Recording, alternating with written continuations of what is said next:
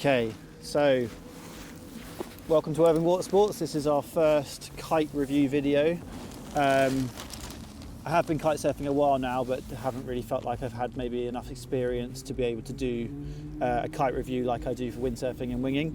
But yeah, I've had my own kit and had my own shop obviously now for 3 years. I think we're now into our 4th year, and I've been kiting for a lot longer than that, but I've only had my own equipment now for sort of solid 3-4 years. Been using everything, so Neos for surfboards, dice for twin tip, and then obviously the Evo is the go-to kite and is basically the flagship sort of freeride kite that does everything.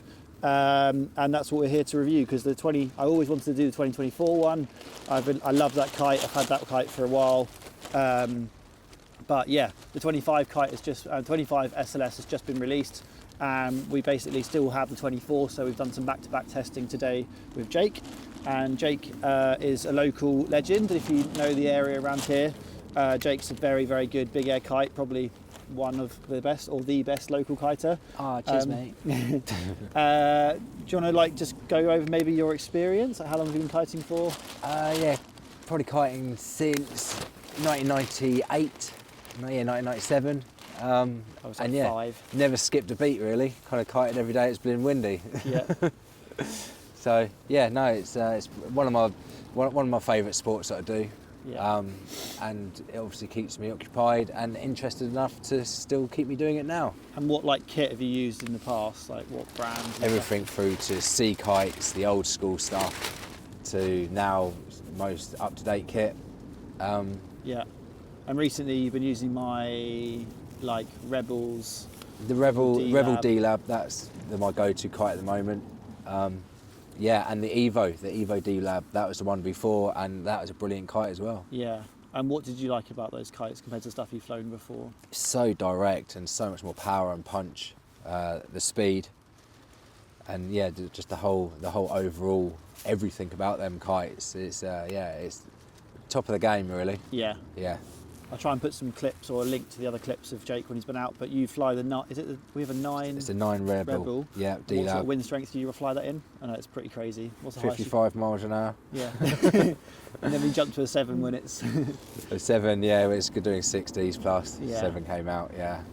So, but it as low as 20 on the 9 as well. So the wind range is pretty awesome, yeah. Yeah. So you haven't really flown the SLS Evo much. What was your first thoughts on it? Completely. Just as a kite, not comparing them. Just as a kite. Yeah. Yeah, awesome. Loops nice and high. It's a really good all-round kite. The power delivery is just smooth. Yeah. Doesn't catch you out. Good hang time. Yeah. The bar, the lightness of it, I really like it. Yeah. I would definitely say the newer ones, I've got a little bit more bar pressure, which I think is a plus. Yeah. So I like the Evo, just when people come in the shop and they're like, I'm either new to kiting or I'm doing a bit of everything and not sure what my discipline is. You know, the Neo is the wave kite, the Dice is kind of the freestyle crossover kite, Rebel's big air. There's obviously the Mono and some other sort of specialist kite, but the Evo is basically the one kite that fits all, and it definitely covers all of that, and it's actually really good at all of them, I find.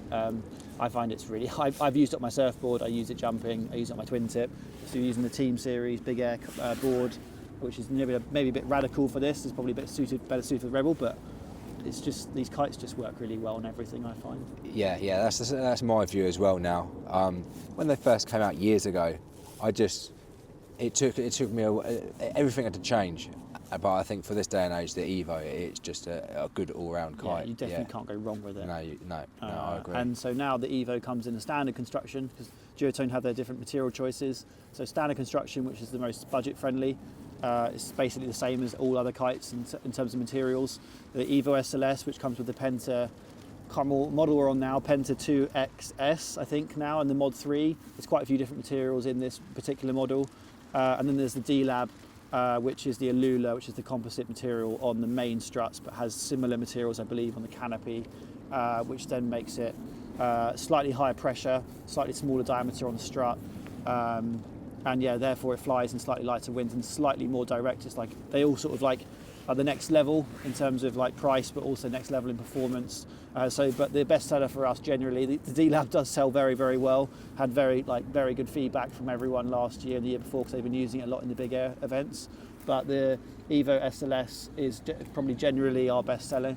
I think they're about 150 roughly pounds more than a standard, and people generally just pay that because the materials and it's the next evolution. And I don't know how much design time they put in, but it feels like the Evo SLS it's a really nice sweet spot. So compared to the two, I think off the bat for me, like I think the new one has more power. Like it's more of a direct response. And that last time, so what we did was we both went on each kite twice. So we went out, swapped, and then went out again on the old one just to make sure our decisions were right. And I definitely think that the new kite, like there's nothing wrong with the Evo SLS 2024. I think it's been my favourite kite, my go-to kite all of last year. Even though I've got Dices and I've got Neos, and I've got access to the Rebels as well. I just go on the Evo because I can't ever go wrong. It's got massive D power, massive wind range. It's just a very safe and easy and fun kite to use. So I was a bit, and when I was looking online, I couldn't find much details about what the main differences are, but I think it's been, I wouldn't say it's massive changes. I would say it's just been like finessed, like it's just a bit more, what did we say on the beach? It's a bit more refined. Refined, that's the word. And I find you have to fly the kite more. So to get that extra bit out of the kite, you then have to trim it in a little bit more. When you're in the air, a little adjustment. It's just the way that all new kites have gone. You have to get that extra bit out of the kite now. It will allow you to adjust it on the bar, and then that will get you that extra bit of turn, that extra bit of speed, that extra bit of pop. That's if you want it. So I'd say they're pretty level. But if you pull in the bar and you want a bit more power, that's what's generating more speed. So I was going over chop, pulling a little bit more and then suddenly my just general average speed was just so much more comfortable, and it was just more direct, and like I said, it's refined. Yeah, it's there if you want it. But I think for most riders, you don't engage with it if you don't want to, but it's there when you want it. Yeah. And that's, I think, it's really quite impressive to not lose anything but gain that bit. Yeah, I'd say it's more of a weapon now. It's if you want to go out there and you want to kick ass, then you pick the newer one, and then you get that extra bit of height, you get that extra tighter loop. When you know what you're doing, the tools are there for that. Yeah, I'll try and put in the details. We've tried to look at the kites. Like generally, the shapes are pretty similar. They've definitely refined some of the cut patterns. So like the main panel, there was some paneling that was slightly different, but the materials, we've actually got the two kites here back to back. I think the main canopy material is different. It's smoother, and I'm pretty sure it's the Mod 3S, which I've used on the Neo SLS. And a friend who's got the Neo SLS, he noticed a big difference when he jumped 2 years in his kites. Just more forgiving. I think it was.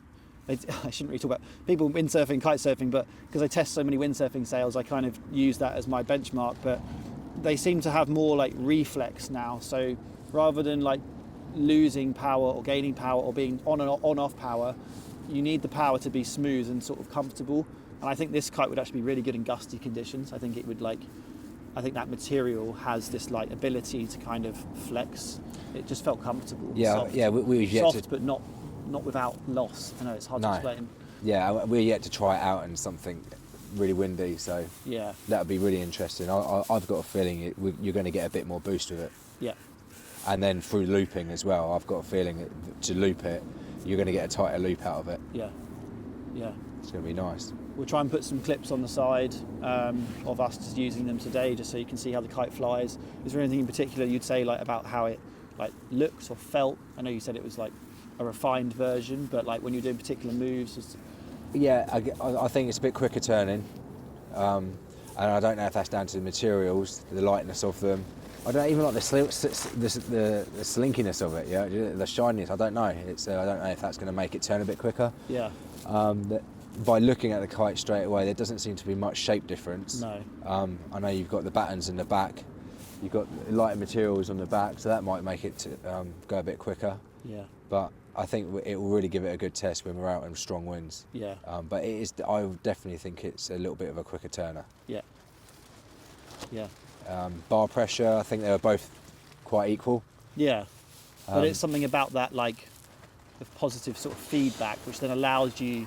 There's more like like we said, reactive, and I think that kind of feeds into the turnability, because if you've got no bar pressure and you've got no response from the kite, when you try and turn the bar, sometimes things don't happen. But because it has that little bit more, everything happened a little bit more controlled. If I had to split hairs about the bar throw, I would say the newer one had a slightly smaller bar throw, so you could pull it in all the way in and almost backstall it if you wanted to. Right. And the sheeting out, it just felt just a tiny little bit smaller, which I quite like. Personally. I found from the Evo last year, the wind range, when I've been out in some like weird offshore conditions, I find the wind range is massive. Right. The 10, I'm very light. I generally have been quite scared of kite surfing, especially when the wind picks up. And I find that if I can go on the 10 metre Evo, compared to the Rebel, that I know I'm going to get to that point, and I find it's a bit too much for me. The Evo on full D power, you can still control it. And I think that's for most people, that don't maybe kite so often, maybe don't have so much kite awareness, or, I don't know, maybe you're kiting in a new location, having that ability to feel safe is quite important, I think. Yeah. The little thing I did pick up as well, when the bar sheeted out, you actually had a little bit more control, I felt. Only slightly, like the Evos are pretty good for that anyway. With the old school kites, you sheet out, you had nothing. But yeah, I definitely did feel with the newer one, I would say you had a bit more power up there as well to allow you to turn a bit easier. When you're on full D power, it remained in control. It did. Remained with more tension. You can turn it. Yeah, I just chuck us one of the Click Bar. Just so you're aware, we're using the new Click Bar 2025, which has the new bearing on the inside. I do want to do a separate video. I want to do a comparison to this and the truss bar, but 99% of the time I'm only ever using this. We just have a truss bar on demo for other people. You're also using the Click Bar, aren't you? Yeah. Any particular reason? I know everyone tries to push people onto truss with bars the Click Bar, but especially if you haven't got to keep undoing your centre lines. I love it. I think it's great. They did put a bearing into here to try and solve a few little jamming up issues, but to be honest, I'd never really have that much of an issue, especially if you keep this lubed up. I think it's really good. I think if people neglect their kit and they don't sort of lube it up, keep it spinning freely, then that was the only reason that some people might not have liked them. But to be honest, I've never had a problem, and I think they're brilliant. I think with the Evo, clean as well. Exactly, clean. Yeah, I hated, especially being really lightweight. If a squall came and I need to depower, having to lean forward and grab the depower line on another normal kite and then lean back again. For me, I just didn't find it natural at all. Whereas, if I need to just release power, I'm already leaning out as much as I can. Just press the button and I can release some more pressure. Yeah, it's great, isn't it? And you've just got no ropes. Just had a little technical issue with the camera there. So I try and stitch the two shots back together, but we were just finishing off on the Click Bar. I was just saying that, I think personally, if you're free riding or wave riding or doing anything on a kite, I think the Click Bar is better. I don't really know why I would use the truss bar, but I guess or a normal bar. But give it a go. Come give us a shout. We've got these on demo if you want to try one out. Last year's are also 30% off, and that's also something I should say. At the moment, there's still stock of the 2024s, and they are 25% off retail. So if you're looking for a really good all-round kite, the 2024 is heavily discounted at the moment. Was there anything else we wanted to add just before? I don't think there was. I've forgotten because we've already done it once and then we ran out. Thanks for tuning in as our first kite review video. I'll try and put in the comments below the specific details about the differences between the two of them, because I don't actually know the technical differences. I think it's material based, but because we don't think the shape has changed too much. I'll try and put the comments. Any particular questions, give us a shout. I'll try and get back to you. I'm about to do a load of reviews as well on the, I've just had my first chance to go on the new kite harnesses. So these were our best-selling harnesses. Was the Riot, which is a very popular kite. They've just brought out the new Spectre bar, which has quite a cool double-sided system, so you can quickly swap out the bar. But I'll do a separate video for that. But it was definitely more comfortable and more locked in today, just because they've refined the design of it. So I'll try and do the video. So subscribe and stay in touch. Cheers, bye.